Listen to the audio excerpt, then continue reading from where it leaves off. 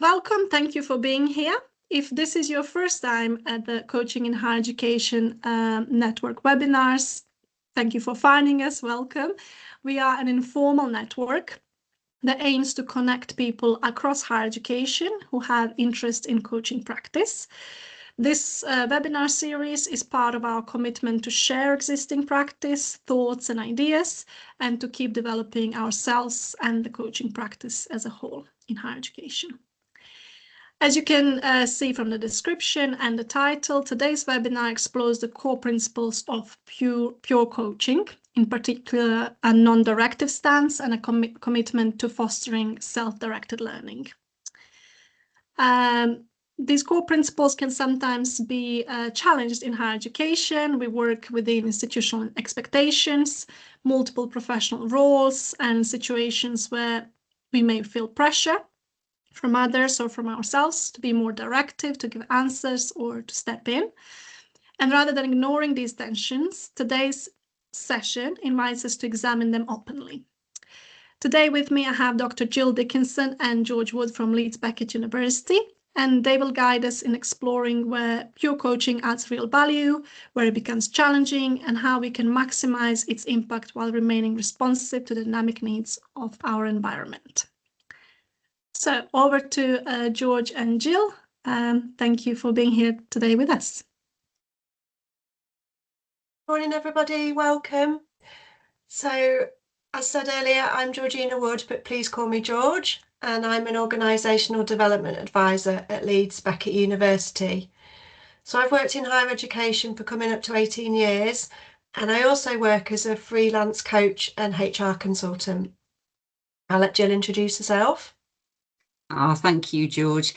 It's just really lovely to be in this space with you all today. So thank you for joining us. So I'm Jill Dickinson. I'm a Professor of Law and Professional Development at Leeds Law School. Before moving into HE, I was a solicitor for 10 years, and I really enjoyed working with trainee solicitors and work placement students and kind of seeing them get on in their careers. So that inspired my move into academia, and I've not looked back since. So I'll hand back to George. Thank you. Thanks, Jill. So we're here today to talk to you about the topic of pure coaching. What do we mean when we say pure coaching? Some of the theory, language, ideas behind the concept, and what it currently looks like in higher education. I'm also going to add some narrative and stories to bring it to life, as I'm sure Jill will as well. We want to look at the challenges, particularly around pure coaching techniques in the vast and wide variety of roles that I'm sure we have on the webinar today. So we're hoping it will be a really interactive session. Yeah, I can't promise all the answers, but we can promise in a deep dive into the topic. And before I go any further, if I lose you again, Jill, feel happy to take over. But for now, I'd like you to put into the chat bar, using that scale of 1 to 10, which I'm sure you're familiar with in your practices. Where would you say you are now in terms of understanding of the term pure coaching? 1 would be not familiar with it at all, and 10 would be I'm a pro at pure coaching.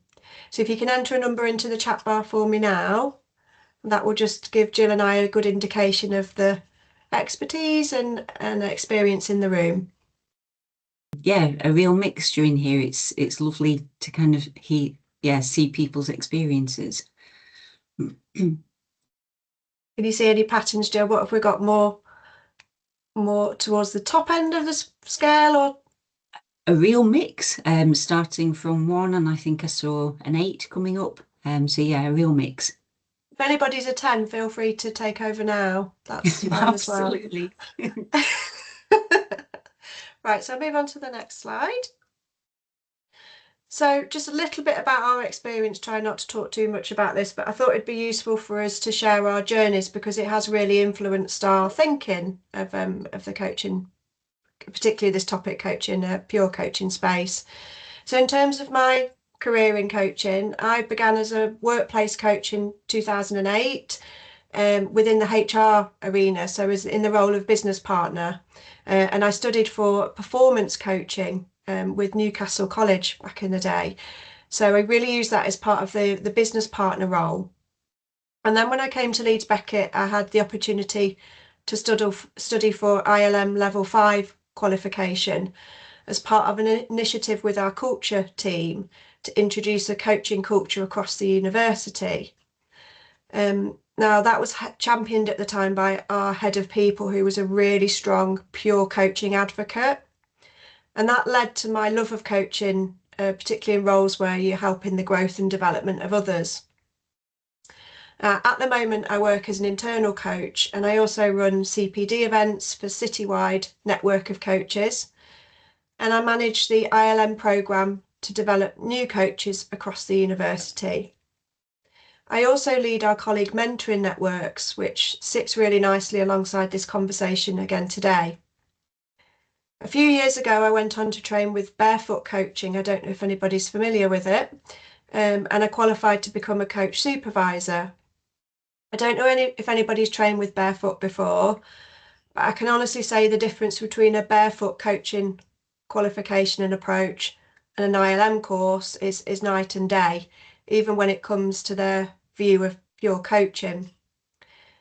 And my work as a supervisor now involves leading sessions with our partner organisations, our local council, city council and NHS trusts. And it's such a fantastic opportunity to explore different styles for pure coaching and the benefit to different service users. And I think my approach has really evolved over time, from back in 2009 in the business partner space to how I actually coach now are worlds away. And I think balanced with that mentoring experience as well, it's been a really fantastic learning journey. I've also worked with Jill on her own learning journey very closely, as she's qualified to become a coach as well. And her professional background and experience and qualification route really led us to explore the different styles and application of coaching in the HE sector today, even under the same roof, obviously part of the same organisation. So that leads me on nicely to Jill. Thank you, George. Just to flag, somebody's popped in the chat that they're a barefooter as well. So shared experiences there. It's good to have a fair alumni on the call. Okay, thank you. So yeah, I think like George, I've always enjoyed being involved in mentoring as both a mentee and a mentor. I think you can learn lots from both roles, and I just love supporting people from whatever position they're starting from and helping them to get to wherever they want to be in terms of their professional and career development. I just think when, you know, like when you see people on LinkedIn and they're posting and you see them doing well, even if you've only played a small part in that, it's just lovely to see. So alongside the mentoring, as George mentioned, I've also been coached, but I've also become a coach as well. And it's just one of the best things I've ever done. And I think for me, seeing firsthand the impacts of coaching, particularly around further developing sense of agency and self-efficacy, it's just great. So that led me to become a coach myself. So I spoke to a few different people about different courses available. I enrolled for a place in the level 7 professional certificate in executive coaching at Henley Business School, and I completed the course early last year.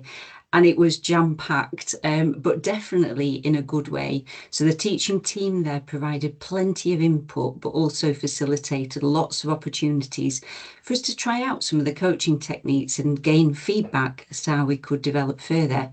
And I just really enjoyed the networking side of things as well. One of the reasons I'm here today, you know, building links with people from the UK and internationally and just sharing experiences. The other thing to flag with the course as well, it's triple accredited, so it opens up a few different options if you're looking to apply for accreditation. And then finally, as completion of the course is assessed against the core competencies of the International Coaching Federation, it requires the adoption of a pure coaching rather than a blended approach. So this is something that we were really encouraged to do. So yeah, thank you, George. Jill moved on to the next slide. Can you see that? Yeah, I can. Thank you. So yeah, so what we wanted to do now is look at coaching in higher education, but also beyond that as well. So On this slide, I've included a couple of quotes for you, and I thought it might be good to set the scene by beginning with this quote from Campbell and Mogashana, and it forms the first line of their abstract to the paper. And when I read this, I found it really inspiring. So I'll come back to this paper in a second. But yeah, every student has the potential to change the world. Wow. So this second quote is from a paper by Donaldson et al., and that explores the impact of academic coaching interventions on student outcomes. So some of you might have seen this paper, but in the paper they talk about how coaching helps to foster skill development, academic resilience and personal growth. So they also note how coaching enhances performance and also supports students with developing a variety of key competencies. So things like time management, feeling a bit less anxious and self-promotion. So that paper is based on a systematic scoping review, and it found that academic coaching interventions need to be tailored to really help support students with their development and across a variety of different outcomes. So they recommend development of initiatives that specifically align with students' particular needs and the stage of their education that they're at and their particularly, local context, their institutional context. So just popping back then to Campbell and Mogashana's paper, they conducted a systematic literature review, and it describes what constitutes an effective academic coaching intervention. And they provide some really specific recommendations about what makes a good approach. So things like coaching needs to last for at least 12 hours and over 4 weeks. It's best if it's done in person rather than online, and it should be provided by professional coaches. And then the literature also notes the benefits for staff as well as students. So 2018, the Leadership Foundation published this stimulus paper on exploring the impacts of coaching in higher education. So in the introduction, you can see there how it notes how it provides an increased diversity. Having an increased diversity of staff requires more flexible and tailored approaches to professional development. So it's really looking at what the coachee needs and responding to that. And it refers to a review conducted by Vitae a few years earlier that demonstrated how 2/3 of universities who took part in the survey offered coaching to their staff, how there was an increase in one-to-one opportunities for those involved in research, including postgraduate researchers as well. So I don't know what the current figures are, but speaking to those involved in coaching in other institutions, I suspect they'll be much higher now. Coaching seems to have really taken off in HE, which is a very good thing. And then this paper from Hovath et al. Highlights the benefits of coaching. You can see here it says it offers transformational and life-changing experiences. It really encourages critical reflection. Oh. Can you hear me okay? We can hear you, Jill, but I think we lost George and the We slides. lost George. So I was just saying there was a paper from Horvath that talks about how coaching can really offer transformational and life-changing experiences, can encourage the coachee to do some critical reflection around early career decisions and reignite passion and commitment, it says, at all career stages, which is great. Thank you for your patience, folks. So just moving on then, coaching in HE and beyond continued. So basically we were having a look at some of the statistics around this, and it was interesting for me at least to have a look at how much coaching has taken off. So the number of coach practitioners worldwide has increased 15% since 2023. So figures here from the International Coaching Federation, we've now got a record 122,974 coaches.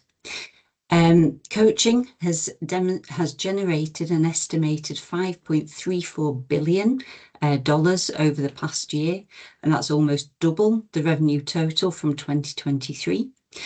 And then what was interesting as well is even with more coaches, so most coaches, around 60%, expect to make more money next year because they see the revenue coming, because they'll have more clients and more coaching sessions and not higher fees. So there's some links there on the slides if you want to have a look at that a little bit further.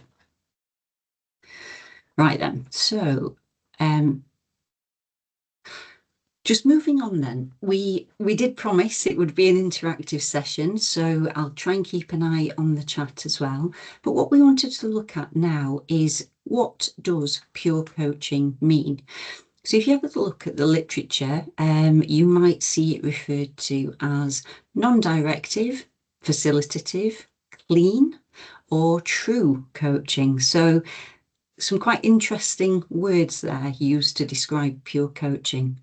But what I'd be really interested in now is, what does the phrase pure coaching mean to you? And how do you feel about that phrase? So please do include some thoughts in the chat, because I'd be really interested to see what you think.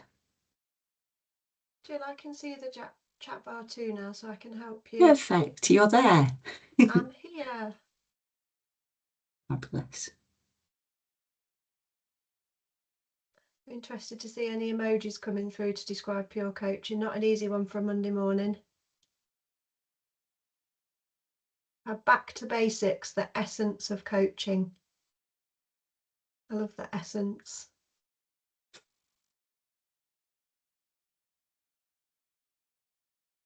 I like that comment as well. So clean coaching has more meaning to this individual. They did an NLP course years ago which spoke about using clean language. Yeah, I'd resonate with that with my ILM course actually. And Alison says, when you're purely a coach, you do not use mentoring at all. Interesting.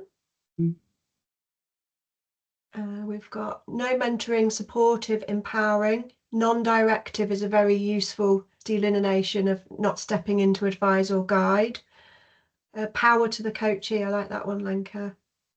Open, non-judgmental. Clean again coming up. Coaching alone rather than a mix with mentoring or other forms of development. Client-centered. Open-ended, empowering individuals. This is great, thank you. Yeah, lovely words coming through. Don't let me stop you, George, because the chat's still going. But yeah, thank you for summarising. Loads coming through there. Client-centered partnership, focusing on powerful questions. Lots about questions coming up. Pure coaching is the route with a more blended approach, branching out depending on context. And in schools, pure coaching is referred to, oh great, I like this one, I've not heard of this before. Pure coaching is referred to personal, unconditional, relevant and empowering. So an acronym there. Always good to have an acronym.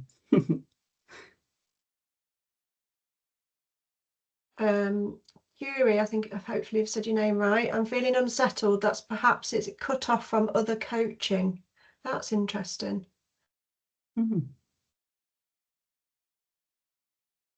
Any other thoughts or experiences, or when the phrase pure coaching is suggested to you, how does it make you feel? Because it can provoke different reactions in different people. One thing that Jill and I spoke about before the session was that what's the opposite of pure? It's like unclean, maybe, which is a funny one to think about, isn't it? What's the opposite of pure coaching? There's a good point there, George, in the chat about how it can be difficult sometimes with students, because they might be looking to you, might they, for guidance. 100%, yeah. And somebody else has said trained in pure coaching, but become tricky to do in HE.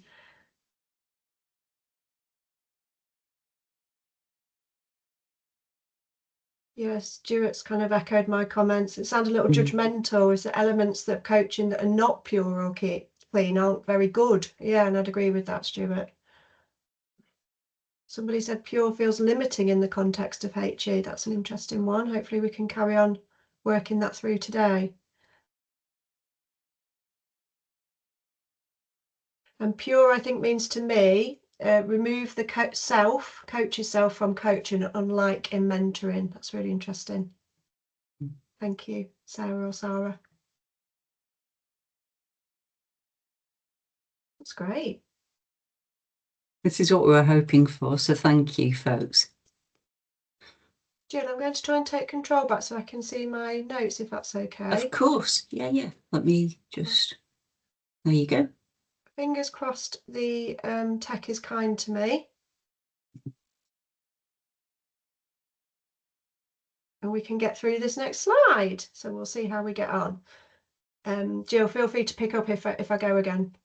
No problem. So if pure coaching, thank you for those comments, really interesting to see what's coming through for people. But this first quote that we're exploring further now is that if pure coaching's at one end of the spectrum, what's at the other? Now this source says coach sorting is at the other end. Not sure how I feel about that term, but I do get the sentiment. And now this writer goes on to say that in pure coaching, the coachee is the expert in the partnership and naturally resourceful, which I certainly do agree with. And that's definitely a mantra of mine that I try and bear in mind when I'm coaching. Although I'm not sure that all the colleagues I work with, when they're accessing coaching for the first time, would say that about themselves, particularly at the start of the relationship. Now, this writer in quote 1 goes on to say, where you show up on that continuum depends on your conscience, your integrity, and your code of ethics. And I can definitely relate to that, thinking about my role all those years ago as a business partner in HR, where I may have been using coaching to achieve outcomes that were more about the organisation's agenda than the coachees. This second quote uses the analogy of true coaching as being a path that's lit and designed by the coachee. I really like that one. Steps being guided by the coach. Now, my curiosity, which mirrors some of the comments that we've already had through, is what if, particularly in an educational setting, you know your coachee's taken a wrong turn. Your knowledge, your experience, your gut even, is telling you that you need to help them get back on track. I had this exact question last week from a coach, an internal coach, who rang me for one-to-one supervision to tell me that she was concerned about her coachee. Her coachee had been working to set objectives around her confidence in her role as a new manager. However, it quickly transpired for the coach that it wasn't really a confidence issue at all at the root of the problem. It was a serious lack of respect and performance issues from within the team. And that was the thing that the coach felt was the biggest need to address. Now, this coaching question that I work with is not only an internal coach, she's a very experienced, empathetic, and it's fair to say strong female leader, as well as a coach. So she came to me asking what should she do, knowing that her coachee was exploring the wrong path, wrong in quotation marks. It's worth me adding here for some context that at Leeds Beckett, we take the view that coaching and mentoring are very distinct interventions, and colleagues can access either of the development opportunities, but the schemes are run very differently. Our coaches are pools of colleagues that are qualified, they must be qualified, they must access CPD twice a year, they must access supervision twice a year. Now, our mentors are very differently qualified. They're qualified more by experience. Our mentors have no expectation, even though they're part of a community and have mandatory training, there's no expectation for them to attend supervision or CPD. Now, having said that, the customer, so a colleague accessing the service, would access a coaching and mentoring offer using the same goals form, in the same team, and we'd have a diagnostic conversation to explore what's the best approach for them at that moment. And I just wanted to share really that I can honestly say in all my years in this role now, the colleagues and students that I've worked with don't mind at that point whether it's coaching or mentoring they're accessing, as I'm sure this coachee would say the same. They just need help and they need a bit of direction and support. So that's a really interesting one to have in mind. And I'm sure the coachee that I've just told you about in this story wouldn't care whether they were accessing coaching and mentoring, they just wanted support. So that's really interesting for my coach that I'm working with now to help this coachee find the best path forward. And I'm going to talk about some of the tools that I use to help her with that conversation a bit later on. The final quote on this slide is another one that Jill and I came across we both liked. And it talked about the more rapidly the coach transfers control and responsibility to the coachee, the faster that results will be achieved. I'm sure we can all think of situations where our coachee is kind of sat back and you've worked harder than they do while they're waiting for you to give them the answers. And that might be because of their past experience, or it could be because of their expectations from coaching. But I think that's particularly helpful to consider, particularly where the coachee may decide that they need more guidance on a different path. Jill, I'm going to hand back to you. Thank you, George. Okay, so what we're going to do now is have a look at some of the benefits and challenges of pure coaching. But before we share with you what we've been finding, again, please do pop some thoughts in the chat. So when have you seen a pure coaching approach work well and why? And then in what circumstances might there be issues? Might it not work so well and why? Any thoughts either way? What would you say? Thank you. Yeah, so somebody in the chat putting there, it doesn't work if someone needs information and guidance. Absolutely. So very much, as I say, my main experience up to doing the coaching qualification was as a mentor. And it is really tricky if the coachee isn't familiar with being coached. And as George was saying earlier, just wants support. And if you're in that position where you might have some strategies that could help them, it's quite hard to kind of, not share them if that's what, might be helpful. But yeah, let's see what else we've got. So when the coachee really wants mentoring and finds the coaching hard work, absolutely. If somebody says, if you say, well, what do you think the answer is? And they've not got the answers and that's why they've come to you, it can be problematic, can't it? But I suppose that's one of the key things, isn't it, to establish that, establish that relationship from the outset. So it's very clear for both parties how the coaching is going to go. So somebody there saying, I've not seen a pure coaching approach, reflecting on informal coaching I've done, but quickly moved to mentoring by default of the perceived need at the time. And then when a coachee is asked for suggestions to stick with the pure approach in that circumstance is equivalent to asking someone to continue describing the water whilst they drown. Wow, thank you. It can work well where the coachee has clarity of the outcome or goal that they want to achieve, so they've got that clear picture in their head.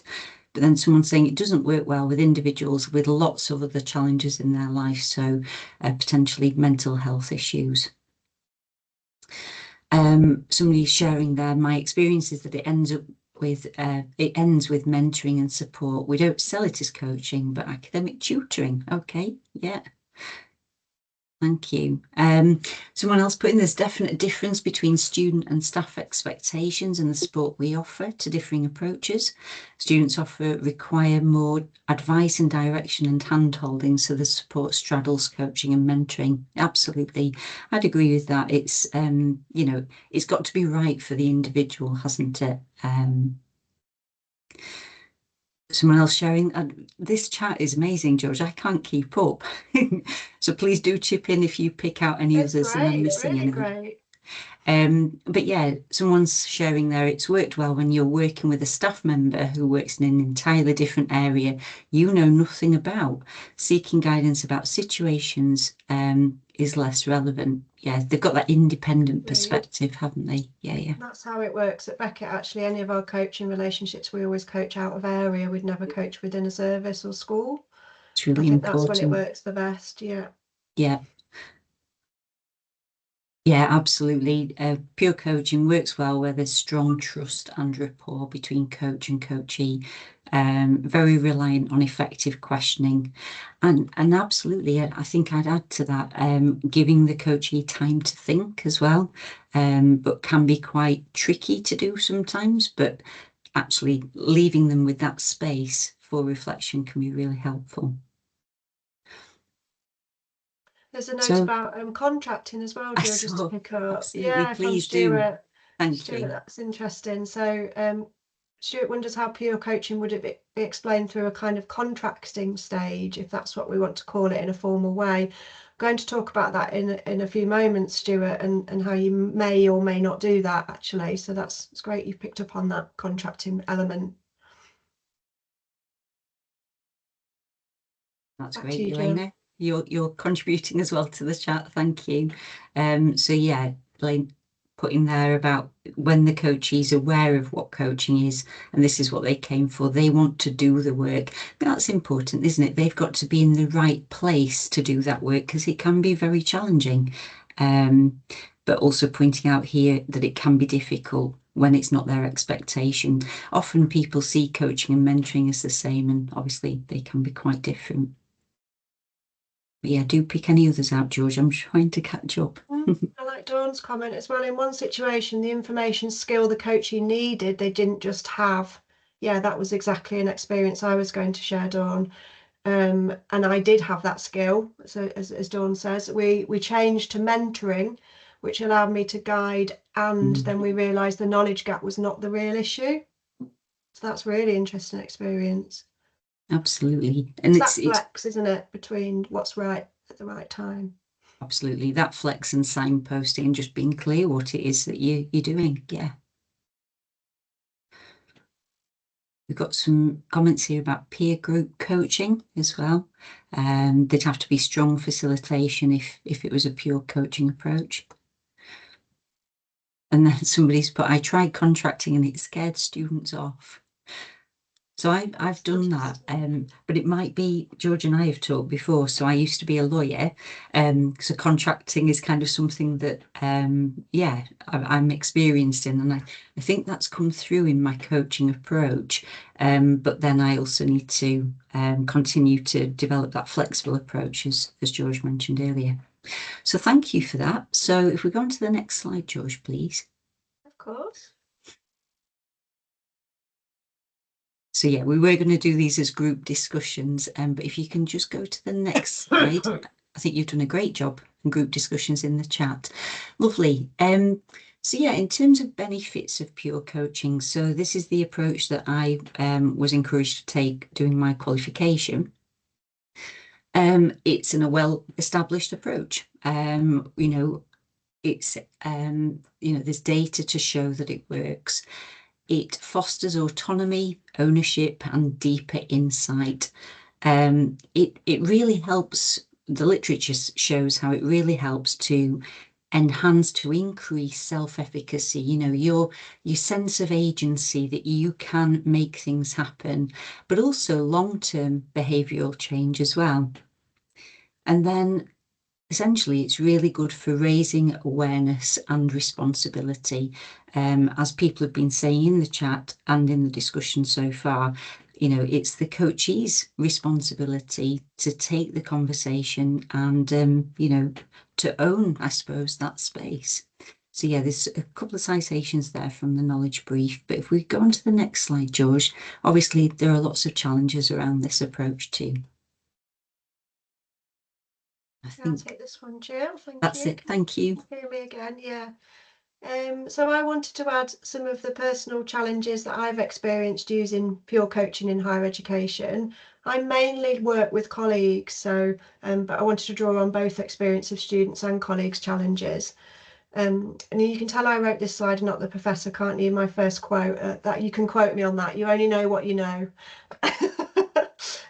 So it sounds obvious, but that's really, really true, and that's what I've really found, particularly working with students and quite often with colleagues as well. So very similar to the example earlier of the new manager. I also worked with business students on the graduate programme. So they were just about to graduate at Beckett, level 6 students. And our head of careers ran a coaching programme for these students. And I had the absolute best student to work with. He was so keen to be coached. He was so up for it. He was completely of the right mindset and wanted to know all the techniques. But he actually, his goal was around securing a graduate role, and he didn't even have the basic information on what websites to go on. So no amount of my personality profiling, my grow questions was ever going to get there, because he just didn't know the information. So what I did do a lot of it with, after signposting to the career service, I used some of my background in recruitment and selection, which is another area that he was really keen to work on, to coach him on his CV and application skills and interview skills. So we took a real coaching approach to some of the dilemmas that I felt I could help him with, that I had experience of. I'm not saying everyone can do the same thing as that, but what I'm saying is I used my background to find the right coaching solution for him in that environment. Because if we'd just used a pure coaching approach there, we would have been there till, well, we'd still be sat there now. He went on to secure a really great graduate job at the local airport. And I often reflect on him. I follow him on LinkedIn all the time, and I always think, like, how was his first experience of coaching going to shape his career and his future experiences of coaching, with that real blend of coach and mentoring approach. So coming on to my next example, so the educator versus coach space. So one of my favourite absolute highlights of the academic calendar for me is working with our School of Health on students level 5, so second year, on the mental health and counselling degree.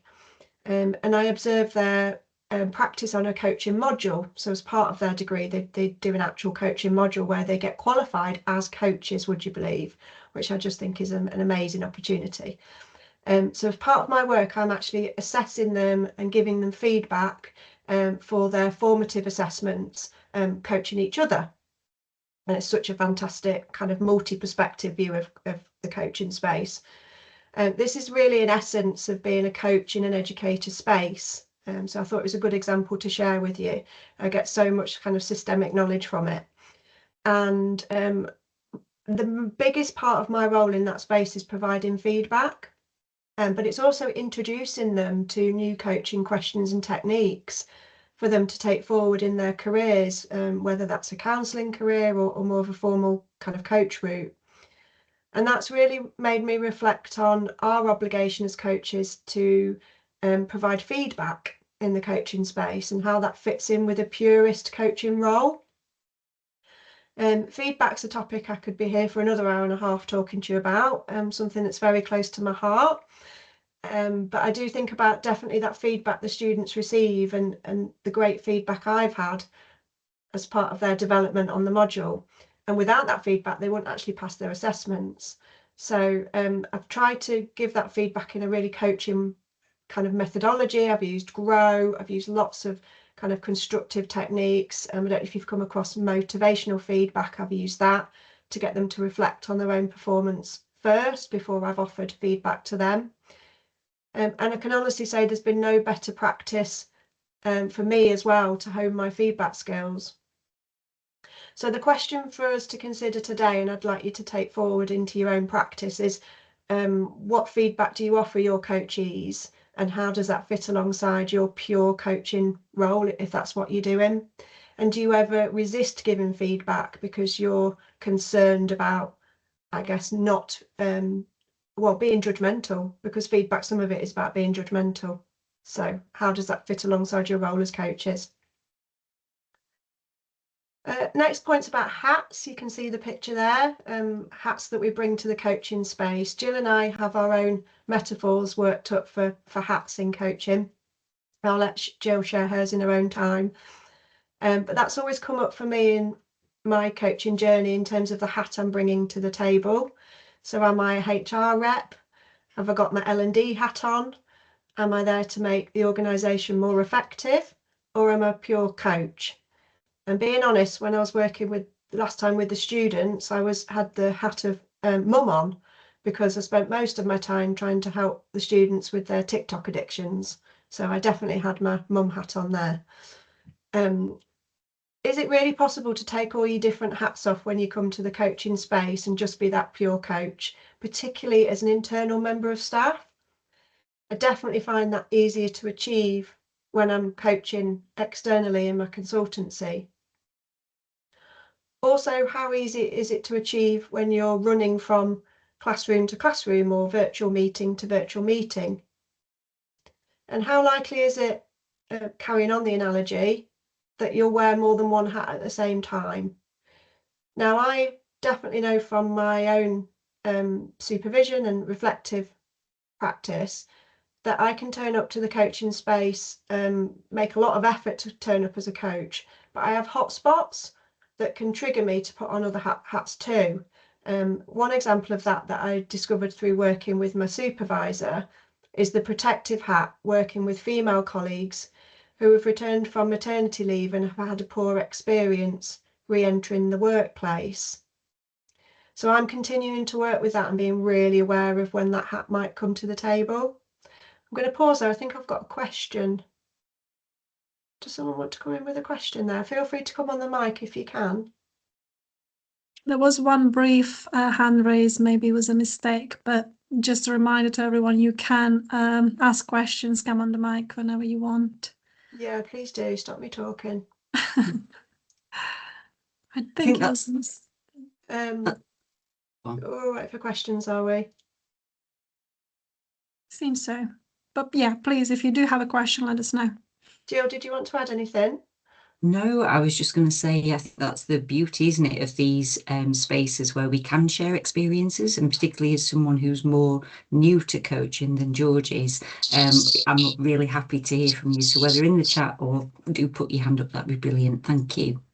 Yeah, if you're thinking of your own hotspots as well, you might not want to share that in a public space on the chat, but you might want to make a note of it. I've definitely lots of hotspots come up for me, and they're still developing all the time. So the final point on this slide is demystifying what coaching is, and that's definitely come through in the chat already, particularly with students. So hopefully we've got a bit of a tool to help with that in a moment, but definitely be thinking, how can we demystify coaching? So from Jill and I's reading of the literature in HE around coaching and coaching and mentoring are definitely used interchangeably, those terms. I think students particularly are more familiar with mentoring, and I think mentoring is probably more familiar, just more comfortable across the sector. I think that's fair to say. I would say as an organisation, as a HE institution, Leeds Beckett are particularly good at treating them as separate disciplines. And even we use them interchangeably, like I said earlier, when you're accessing coaching and mentoring. So if we can't get it right, what chance has the coachee got of working in that pure coaching space? Bit of an insight for me, and this will really help me, I guess, take back to my own workplace. Would anybody be happy to share in the chat bar who does think that their institutions treat coaching and mentoring differently and who treats them the same? That would be really useful for us to know, Jill and I. So you could put just different and same in the chat bar if coaching and mentoring you think are viewed the same, or if they're viewed differently. If you can just write same or different in the chat bar, that would be helpful.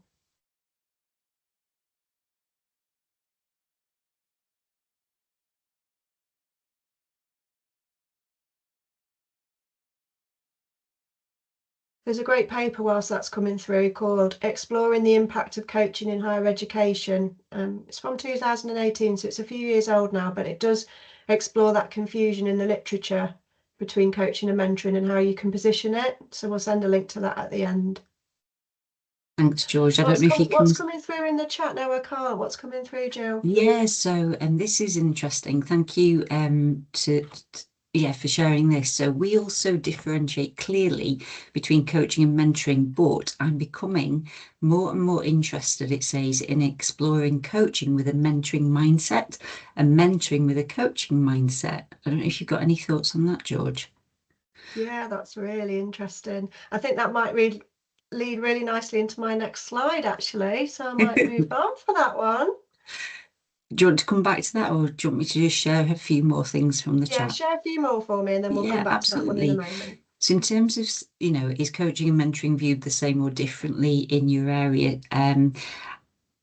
A range of answers. So some different, some same. Hours are considered different skills. Somebody's put, I think most of the answers say different, if I'm taking a good overview there. But someone's put, I think, different and same, i.e. there's a new approach to professional development conversations for staff, which I might be misquoting, but my early understanding seems to place it very much in coaching. And I would say with moves towards and possibly sometimes landing in pure coaching, though perhaps it would shift according to the individual need. Yeah. Another comment here, the institution views them differently. I'm not sure colleagues on the individual level are generally clear on the distinction. So yeah, real mix. Yeah, I'd agree with that.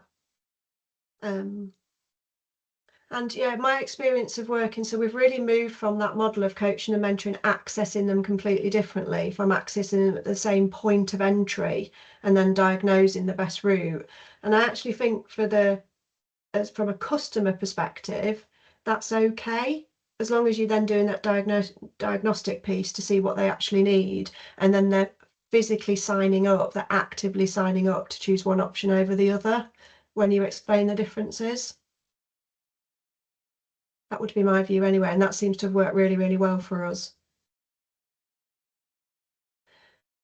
So I'm going to move on to this slide. Apologies for those that have seen it before. It's definitely not a new model, and I was introduced to it when I did my ILM training, so kind of 2017. You can see it's from 2014.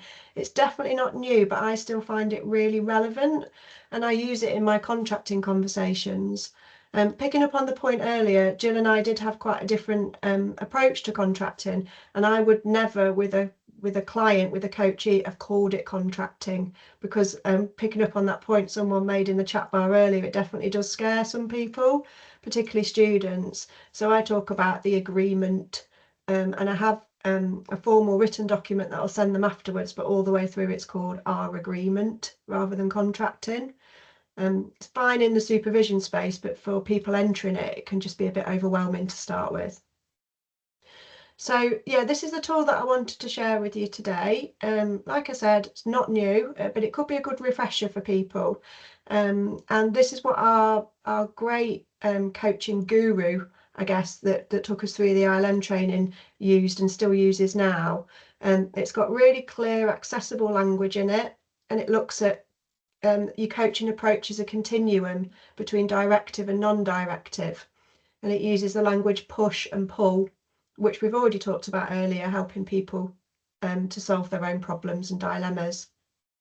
You can see there in the boxes below, it's got descriptions of what a coaching conversation looks like. So I think that's as useful for a coachee as it is a coach, to remind you of all the different techniques and tools that you've got access to in your backpack to explore in a coaching relationship. And it's really clearly signposting for the coachee what to expect as part of those conversations. So I literally show this model to any of new coachees when I have that very first kind of pre-meet with them.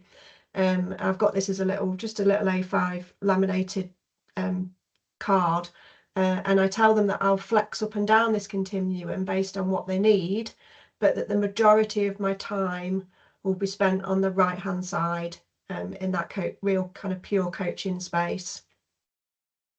And I also tell them to hold me to account if I'm spending too long on the left hand side, if my other hats are coming to the space.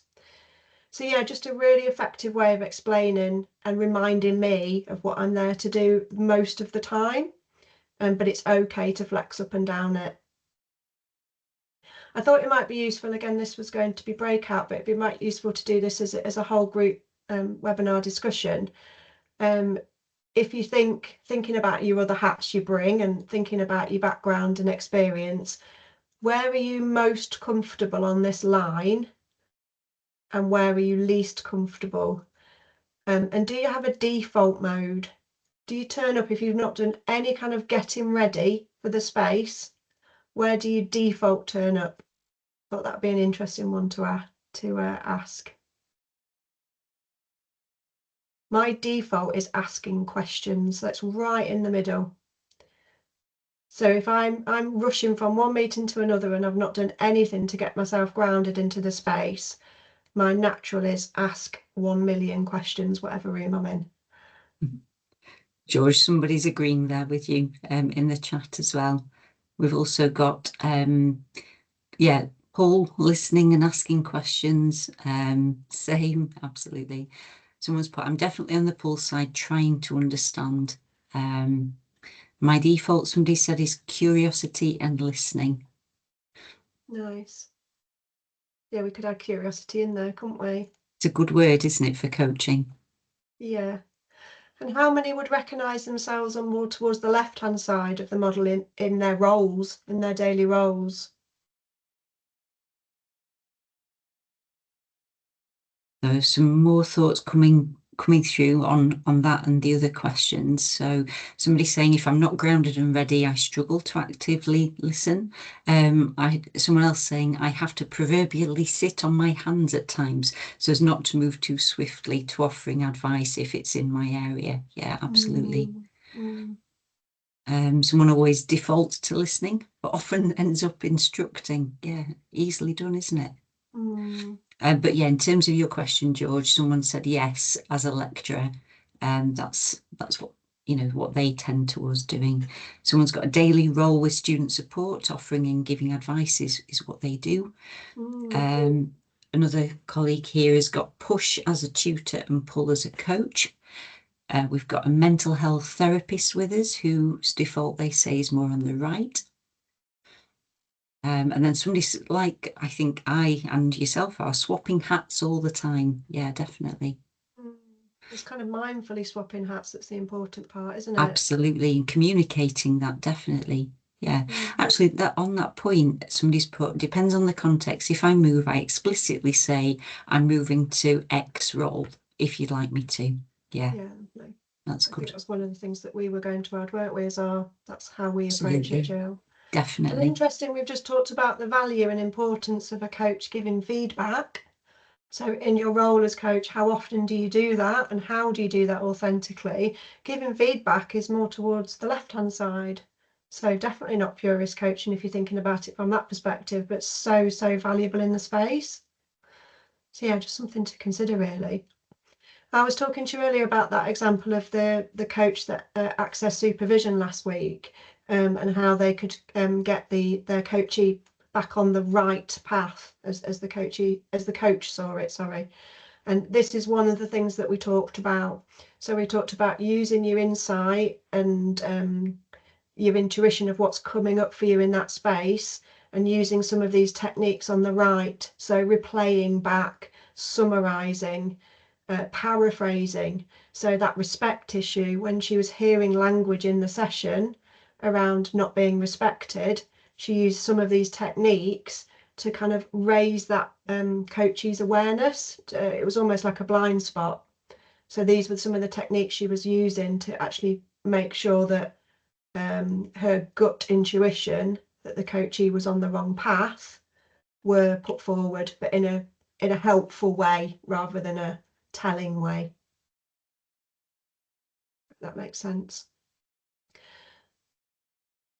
I hope you could take this away and just think about where you might use it as either as a reminder tool or a new tool. One thing that I do with this, and that you could definitely do for your own self-reflective practice, is think about, use it as a tool for afterwards, as a bit of a post-reflection. So which interventions did you use? Which worked well for you? Which ones do you shy away from, or you might need a bit of practice with, or want to explore a bit further?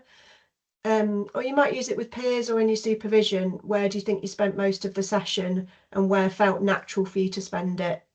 Where we've been pulled towards.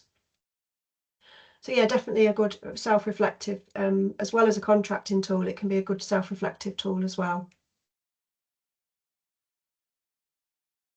I'm going to move on to the next slide. Is there any more questions coming through, Jill?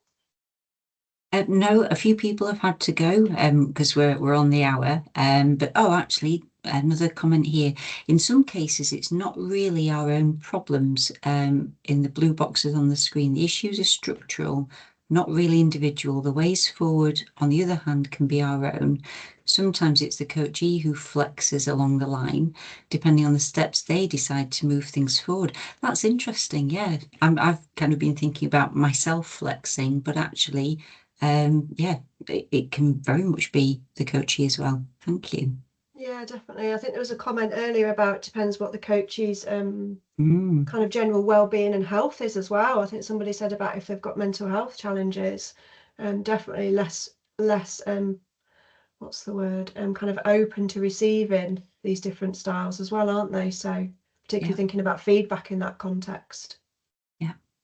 And then someone saying, just thank you, George. They're saying it's really interesting to use this tool as a self-reflection tool. Thank you. Oh, thank you. Well, if you take nothing else away, just take that one slide. That would be great. So tips and takeaways now. So we've got till 11:30. Is that right, Ilona? Yeah. Yes, yeah, we do, even though we lose sometimes people on a full hour, but we do have until we've half got a bit past. more time. So yeah, we've got a bit of time now to look at what's next. Keep jumping in with questions, and if you've got your own tips and takeaways, this is only Jill and I's take on exploring pure coaching and our experiences. If you've got your own tips and takeaways, please do share for the benefit of the wider group. George, just before we continue, if that's okay, someone's put a question in the chat. I think somebody was at their door, so they said they might have missed the core bit, but they really are interested in what is pure coaching, who runs it, and they've said we seem to be talking about flexing approaches, but I'm interested in the comment that with the training steered towards you using pure coaching. So yeah, what would we say pure coaching is? I think for me, it's very much asking the coachee questions. It's encouraging them to do the work rather than offering guidance myself. But what would you say? Yeah, I'd agree. I'd say also the coachee completely setting the agenda right from the get-go. That's it. Yes. Yeah. Yeah, the whole agenda for the whole session. Thank you. Yeah, and feedback's an interesting one, and I don't think that neatly fits into any of the definitions, but I would say a purist coach would still offer feedback, paraphrase, summarise. I think that's up for debate, but I would say that's still really important if you're offering it in a non-judgmental way. That's it. That's on the course I did. That's what we were encouraged to do. So yeah, thank you. Yeah, tips and takeaways then. Okay. So yeah, these are Jill's and I's experience and tips and takeaways. Some of them you may do already, some of them you may disagree with, but feel free to chip in with your own. This is how we approach that topic of pure coaching and making it work in practice in higher education. So firstly, language, you probably guessed by now, is really important to both of us. And I think we can agree, hopefully everyone on the call, that it's really important the language that you're using with your coachee. So we always use the term offer than ever advise. So practically that just looks like, can I offer my feedback? Can I offer you an option here? I'd never say the word advise in a coaching session. The conversations we've just had about different hats, I actually use that language now, and I've got more comfortable with it over time with my coachees. And I'll say phrases like, I'm taking my coaching hat off now and putting my HR hat on, for example. That does sound clunky, but it kind of works for me. And I talk to my coachee about that in the initial conversations, but I'd encourage you to use whatever language works for you in the space, just to demonstrate that shift for the coachee. It's worth saying I usually do that at the end of a session and to signify to the coachee. And I know Jill uses, I'm going to move out of the coaching space now, and I really like that one as well. But whatever language feels authentic to signify the shift. A second takeaway is that the more self-awareness activity that you have time to do as a coach, the more aware you can be of when you're likely to slip out of pure coaching, and more aware of your hotspots. And that's going to better serve the people you're working with. So that could be by accessing more supervision, obviously attending events like this, community of practice spaces, setting those up with peers to explore some of those self-reflective practices that we just looked at the slide before. So I'm just about to retake my MBTI training, and I think that refresher on personality preferences in the coaching space is going to be so insightful to inform my thinking around pure coaching and reflection. And then finally, that continuum we looked at earlier, having really early conversations and exploratory conversations with your peers and your coachees to explore your default style and which of the techniques you're comfortable with.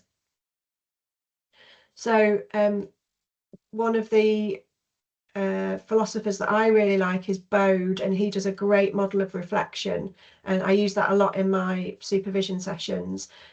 He really helps me, he's helped me to unpick some of the reasons that I slip out of pure coaching, and he asks, what did I do, and so what does that say about me as a coach?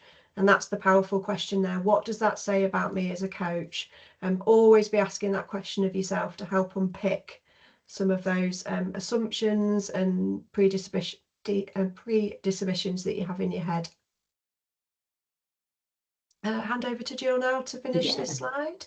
Absolutely, thank you. So just before we move on to those last two questions then, which are very much in the spirit of coaching, asking you questions, there are a couple of things in the chat, and I just wondered, George, if you might be able to help, if that's all right. So somebody's put, so it is very different to clean language coaching.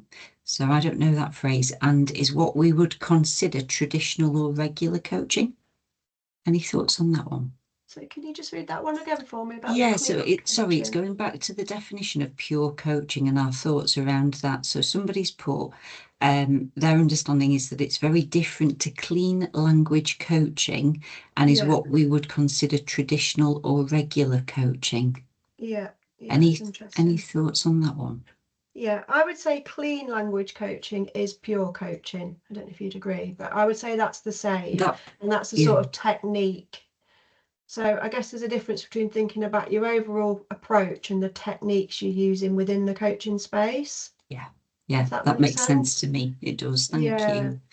And then just in the chat as well, someone's been talking about the ability to flex.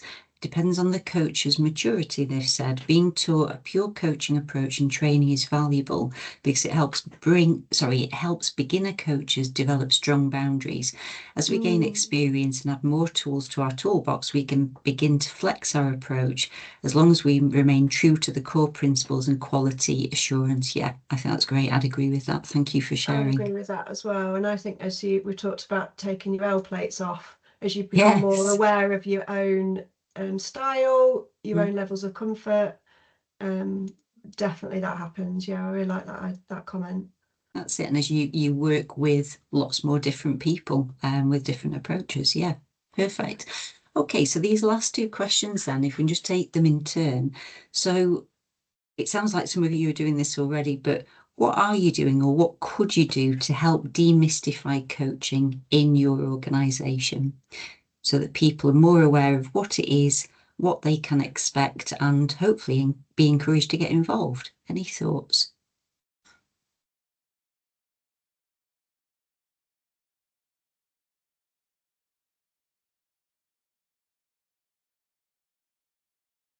So while we're waiting for the comments to come through, it's probably a great opportunity to kind of just thank you, George, as well. Since I joined Leeds Beckett, you and the team have been really supportive in both the coaching and the mentoring schemes that you offer. And I think it's key, isn't it, that you can have those open conversations about what support and training is going to be the most valuable for you, because everybody's different. So thank you from me. Jill, that's very kind. I'll pay you later. So there might not be anything, folks, but it's just something to reflect on when you're having conversations in your institution. And the other question we got for you is, I always like this phrase, finding your people and building your team. Because for me, I think coaching's great, but actually different points in your life, you might need a coach, you might need a mentor as well. You need your friends and family. You kind of need that team around you to give you that supportive space where you can thrive. So obviously coming to events like this are really good for building those teams, but think about how you can do that going forward to support your practice as a coach. But yeah, here we go. Brilliant. I'd Elena, also thank you. just like to encourage people. Now we're a smaller group, so if you do want to raise your hand and speak, we do want to hear voices. If it's easier than putting in the chat. Thank you. Thank you for that. So there's some comments coming up in the chat then.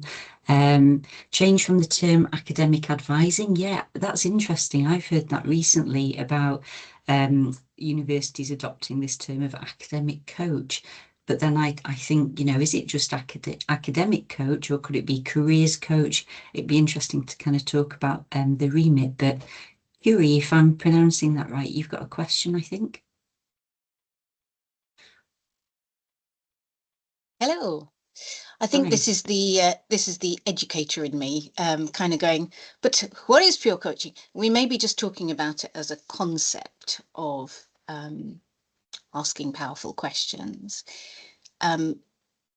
I think it's an AI summary says something, and I just wanted to run it by you, whether this is what you're talking about or this is not what you're talking about. So it says Pure Coaching is run by Carol Ann Rice, who is the founder of Pure Coaching Academy. And then it goes into what that is. So, and then there is a Pure Coaching Academy. So I just wondered if we were talking about a badged entity, or essentially about about it as a concept. I would say more of a concept, definitely.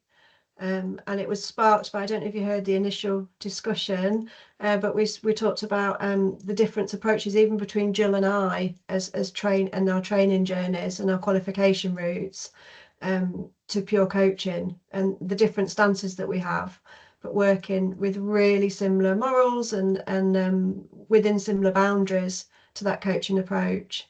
Yeah. Okay, yeah. Thank you. So really good example. So when I've worked with Jill more closely, even the way that she sets the pace and the topic for the session would vary compared to my approach. So I would be kind of looking at notes, refreshing the individual on what we'd done before, reminding them of their goals, asking them to check in where they were with them now. Whereas hopefully it's all right for me to say, Jill, you're much more, how do you want to use this time? You've got me for an hour. How do you want to use it today? So even that in itself, you could say my approach wasn't pure, but we're still doing a coaching relationship. Wonderful, thank you. Hopefully that brings it to a bit more pragmatic level as well. Thank you for sharing. George, this is interesting as well. So somebody's put in the chat, they recently had an 8-minute spotlight session, I like that phrase, as part of their weekly briefing to the school. So there were about 60 people there, where they explained coaching and offered their services to colleagues, and 6 people got in touch straight away. So that's lovely. It's really lovely. Yeah, what a great idea. And hopefully it landed well. I'd love to know how that went. And good for you for doing that in 8 minutes. Yeah, That's no mean feat for sure. Someone else has put, I run a coaching and mentoring workshop where we explore what they are and the differences. And they actually use the same scale from the last slide to encourage discussion and reflection. So yeah, more feedback for that tool, George. Yeah, that's great. And Annette's talked about the term academic advising changing from advising, which is just such a mind shift, isn't it? Back to the language. So yeah, interesting with the sport connection as well, what students actually come into thinking coaching is from their sport experience. Something to think about. Coaches in sport. Absolutely. Yeah.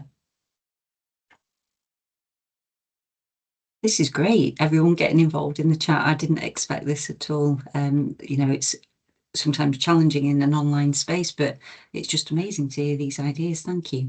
There's another one there. We had funding for mentoring. We ran an event and offered 10 coaching appointments for teams running mentoring. They got snapped up in 24 hours. Wow, excellent.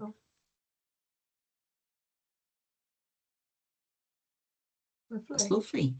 Thank you. Do you want to move on to the next slide, George?